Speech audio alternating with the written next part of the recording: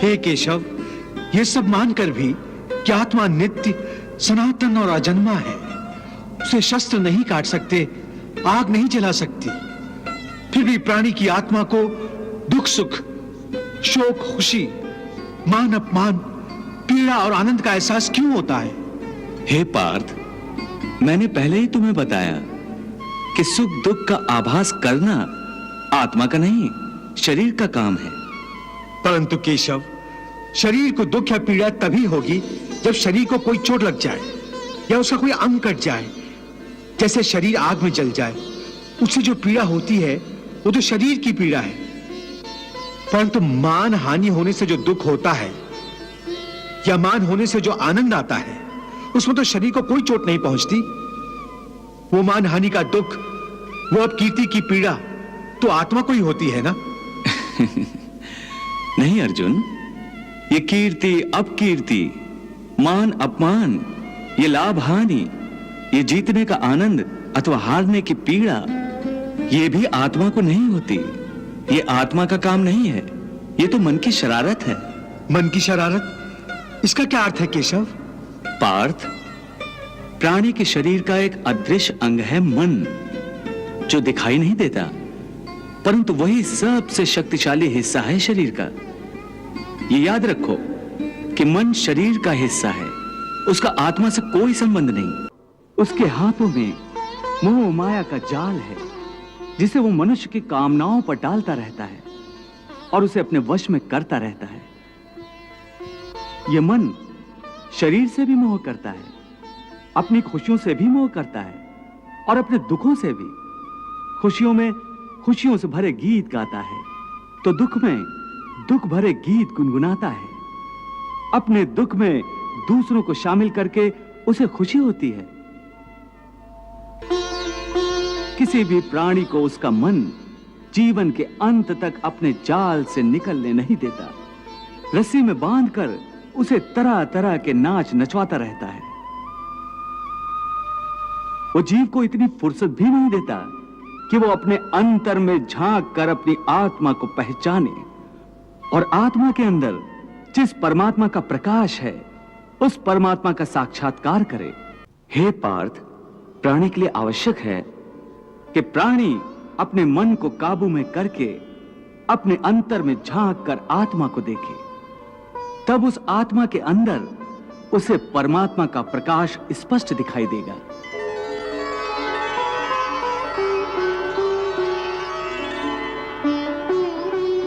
उसी को परमात्मा का साक्षात्कार कहते हैं। तुम तो कहते हो कि अपने अंतर में झांक कर आत्मा को और उस आत्मा में प्रकाशित परमात्मा को पहचानो, अर्थात आत्मा से अलग कोई और है जो आत्मा को पहचानेगा। ये किसको कह रहे हो कि आत्मा को पहचानो? कौन पहचानेगा अंतर की आत्मा को? तुम्हारा मन। मन? हाँ, तुम्हारा मन। परंतु तुम तो कहते हो कि मन माया के भ्रमजाल में फंसाकर प्राणी को बहुत नाच नचाता है, फिर वो आत्मा और परमात्मा की ओर क्यों ले जाएगा? तुमने ठीक प्रश्न किया अर्जुन। उसका उत्तर यह है कि जब तक तुम अपने आप को मन और विषयों के अधीन रहने दोगे, तब तक वो तुम्हें नाच नचाता रहेगा। हे पार्थ, मनुष्य का शरीर एक रथ की भांति है।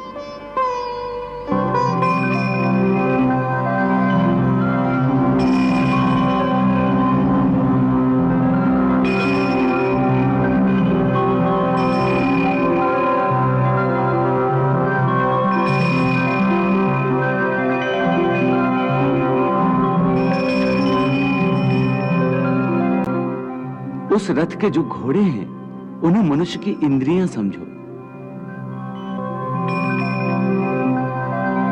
जैसे आंख, नाक,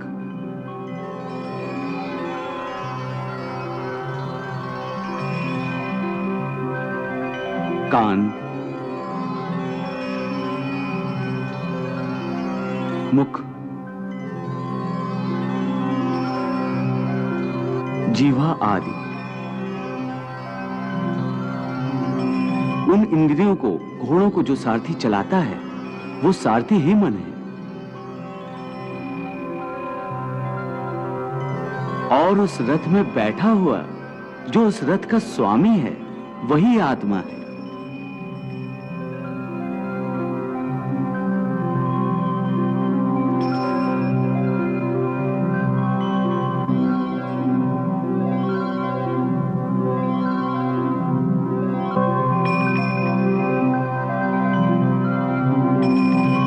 मनुष्य की इंद्रियां अपने विषयों की ओर आकर्षित होती रहती हैं।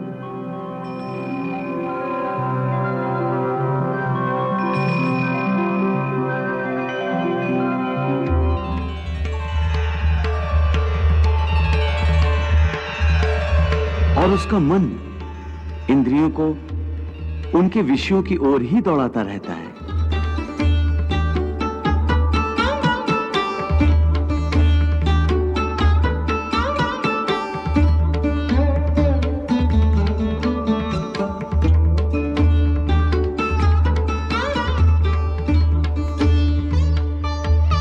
ये तभी तक हो सकता है जब तक जीवात्मा अपने मन को अपने काबू में ना लाए।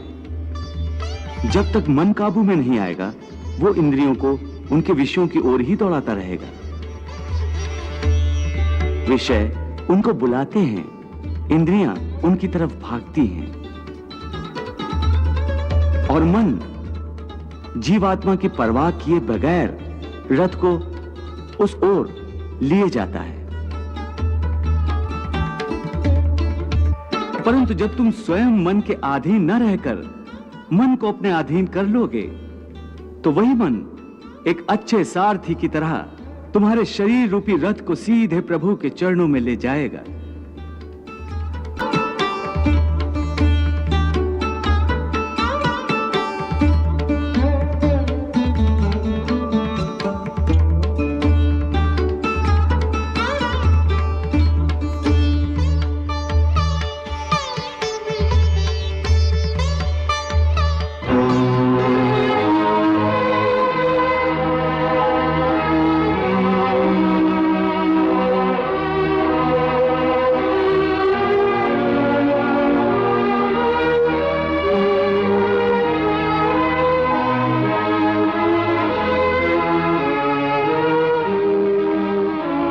इसीलिए मैंने कहा था कि मनेव मनुष्यानाम कारण बंधन मोक्षेयो, अर्थात यदि मन तुम्हारा स्वामी है और तुम उसके अधीन हो, तो वो तुम्हें माया के बंधन में जकड़ता रहेगा। और जब तुम मन पर काबू पालोगे और उसके स्वामी हो जाओगे, तो वही मन तुम्हें मोक्ष के द्वार तक ले जाएगा। हे मधुसूदन, ये कहना तो बहुत आसान है कि तुम मन पर काबू पालो, मन के स्वामी बन जाओ, परंतु यही तो सबसे दुष्कर कार्य है। हे केशव, मन तो वायु की तरह चंचल है। जिस प्रकार बहती हुई हवा पर काबू पाना असंभव है, इसी प्रकार इस चंचल मन को अपने अधीन करना अति दुष्कर काम है। हे अर्जुन, तुम्हारा यह कहना सत्य है कि मन अति चंचल है। उसे अपने वश में करना बहुत मुश्किल है। मुश्किल नहीं जनार्दन, असंभव है। नहीं अर्जुन, मुश्किल अवश्य है, परंतु असंभव नहीं है। तुम्हारा कहना है कि मन को वश में करने का कोई तरीका, कोई साधन भी है? अवश्य है। क्या है वो तरीका? असंशयम महाबाहो मनो दुर्निग्रहम चलम अभ्यासेन तु कौन्ते वैराग्येण च गृह्यते। अर्थात मन को वश में करने के लिए उस पर दो तलवारों से प्रहार करना पड़ता है। एक तलवार अभ्यास की है और दूसरी तलवार है वैराग्य की। अभ्यास और वैराग्य? हां, अभ्यास और वैराग्य। देखो अर्जुन, अभ्यास का अर्थ है निरंतर अभ्यास।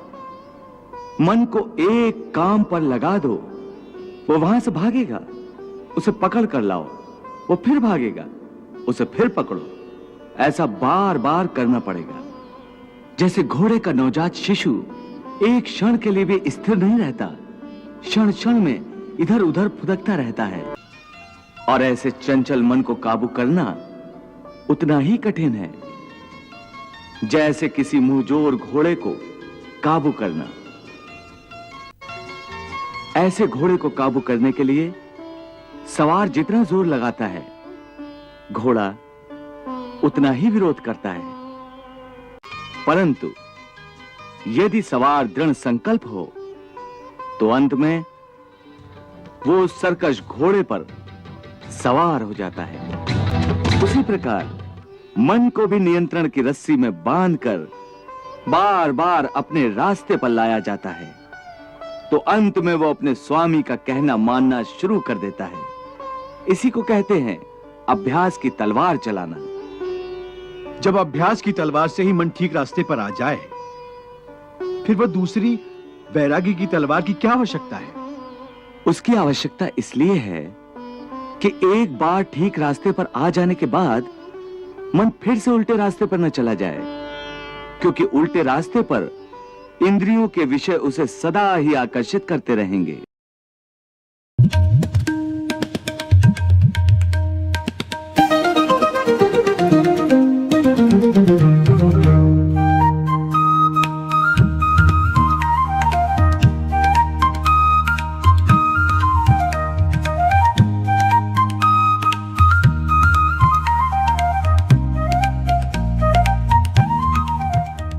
मिथ्या, भोग, विलास और काम की तृष्णा उसे फिर अपनी ओर खींच सकती है। इसलिए मन को यह समझना जरूरी है कि वो सारे विषय भोग मिथ्या हैं, असार हैं, योग माया के द्वारा उत्पन्न होने वाले मोह का भ्रम है। मन जब इस सत्य को समझ लेगा तो उसे विषयों से मोह नहीं रहेगा, बल्कि उससे वैराग्य हो जाएगा। और यही वैराग्य की तलवार का काम है कि वो विषयों के मोह को काट के मन को सन्यासी बना देती है। प्रभु, विषयों का आभास तो मनुष्य को इंद्रियों के माध्यम से होता है, और भगवान श्री कृष्ण विषयों के मोह को त्यागने को कह रहे हैं, तो क्या मनुष्य इंद्रियों का प्रयोग करना ही छोड़ दे? नहीं देवी, विषयों के मोह के त्यागने का यह अर्थ नहीं है कि मनुष्य इंद्रियों का प्रयोग करना ही छोड़ दे। परमात्मा ने ये इंद्रियां अर्थात ये नाक, ये कान, ये आंखें, ये जीभ और त्वचा प्रदान ही इसलिए किए हैं कि वो इनके द्वारा जीवन का आनंद स्वयं भी ले और प्रभु की बनाई हुई इस सृष्टि में भी चारों ओर आनंद ही आनंद बांटता रहे। प्रकृति ने सृष्टि में रंग, रूप, रस, संगीत, स्पर्श और भांति भांति के सुगंधों की रचना इसलिए की है कि प्राणी उनसे सुख पाएं। इसीलिए मनुष्य को चाहिए कि अपनी आंखों से सृष्टि का दर्शन करके सृष्टि में चारों ओर बिखरे हुए रंगों को देखे, फूलों को देखे, तारों को निहारे, चांद और चांदनी का आनंद ले, रंग बिरंगे पक्षियों को देखे, उनकी अद्भुत और सुरीले चहकार का रस ले, कोयल की कूक सुने, झरनों का संगीत सुने, जूही, बेला, मोगरा, कस्तूरी और सावन की पहली फुहार पर धरती से फूटने वाली सुगंध का आनंद ले। और जैसे एक मां अपने बच्चे के कोमल गालों को छूकर, उसे चूमकर उसके कोमल स्पर्श से निहाल हो जाती है, वैसे ही भांति भांति के स्पर्शों का आनंद ले और इन सब की रचना करने वाले प्रभु की लीला के गुण गाए। परंतु इन सब विषयों को भोगते हुए विषयों का दास न बन जाए, बल्कि एक कर्म योगी की भांति एक निरासक्त होकर उन्हें भोगे। भोगों को भोगी की तरह नहीं, बल्कि योगी की तरह भोगे। और ऐसा करते हुए संयम और संतुलन को न छोड़े। प्रभु भोगों के त्याग की बात नहीं कर रहे हैं देवी, वो तो भोग विलास में आसक्ति के त्याग की बात कर रहे हैं।